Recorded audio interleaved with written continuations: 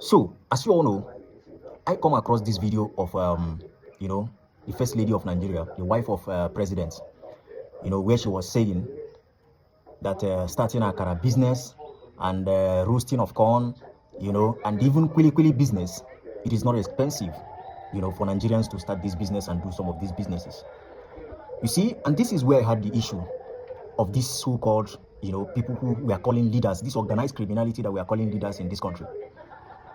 The wife of the president is telling Nigerians to do some of these business that I just mentioned, so that Nigerians will stop asking for accountability, stop asking the husband to do the needful, the basic things that Nigerians are demanding for.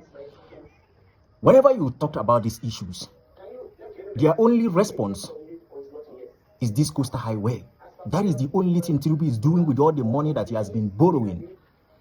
Tinubu claimed that he has removed fuel subsidy and claimed that he has saved a lot of money from the fuel subsidy.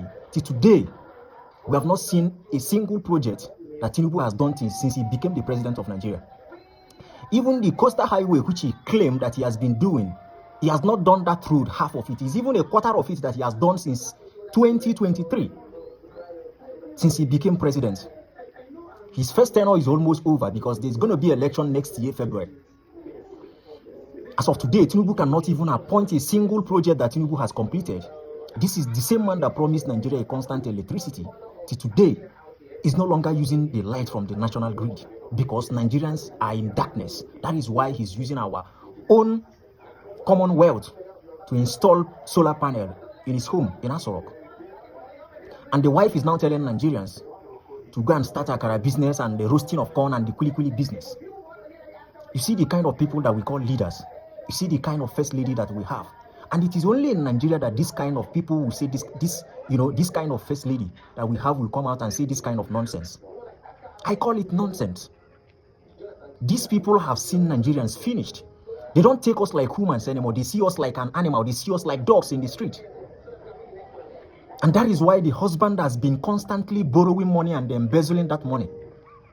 No accountability, nothing to show for it.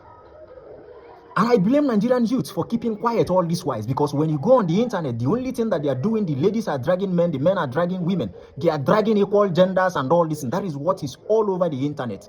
Forgetting the real issue that Nigerians are facing. And these politicians are busy embezzling our public funds on a daily basis.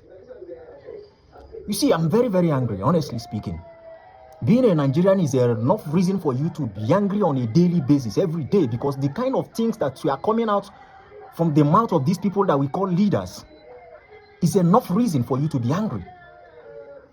You are not telling your husband to fix the country. You are not telling your husband that Nigerians are not safe. You are not telling Nigerians. You are not telling your husband that for his 3 years in office, he has not been able to do anything, including the electricity that he used his own mouth to promise Nigerians, and said that if he cannot give Nigerians constant electricity, in his first tenure, Nigerians shouldn't vote for him at his second tenure, which I know that the fraud, that the election that brought him in was one of the biggest fraud in the history of this world.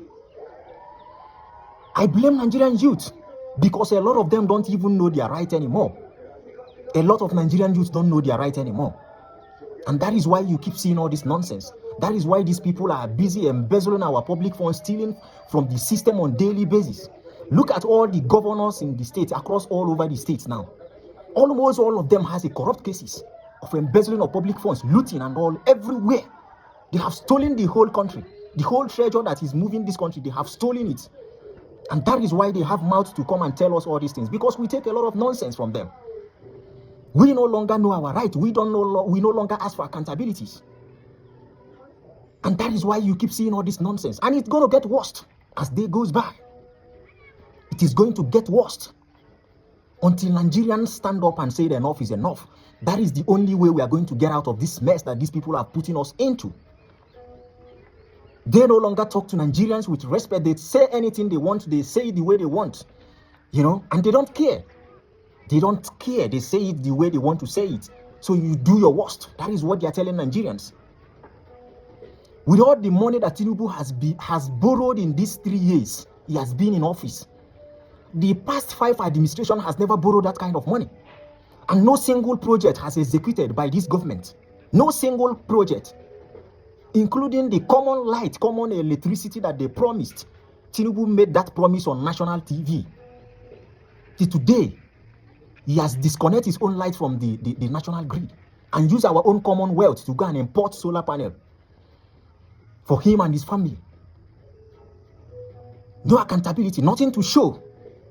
Nigerians are complaining of insecurity. We are not even demanding for basic things anymore. Common security, Nigerians are not even safe in their house. And your so-called first lady is telling you that starting a akara business and roasting of corn and the kuli business is not expensive. That is what your first lady is telling Nigerians. So Nigerians should go into akara business and roasting of corn, so that they will keep borrowing and looting our own future. Nigerians, enough is enough. We must demand for accountability. We must demand that these people must do the right thing or they should resign. I've made this point before, that Tinubu failing to give Nigeria constant electricity in 2026 is enough reason for him to resign. It's more than enough reason for Tinubu not to talk about anything coming back in 2027. I blame you, Nigerian youth, for allowing this madness to continue, because if you know your rights, you will not, these people will not be talking anyhow on camera, disrespecting Nigerians, because they have already know that there is nothing you can do. You know, you are all over social media talking about who is cheating, women and men dragging equal right all over social media, and these people keeps embezzling our public funds. That is why they had the guts to do all these things, to come and say all these things that they are saying. And they know you can't do anything about it, because you are all over the internet dragging each other and talking about something that has nothing to do with the betterment of the country. I feel pity for Nigerians. A lot of you don't know what is happening. A lot of you don't know the power you have. That is why all this nonsense will keep happening, because you refuse to do what you are supposed to do as a youth.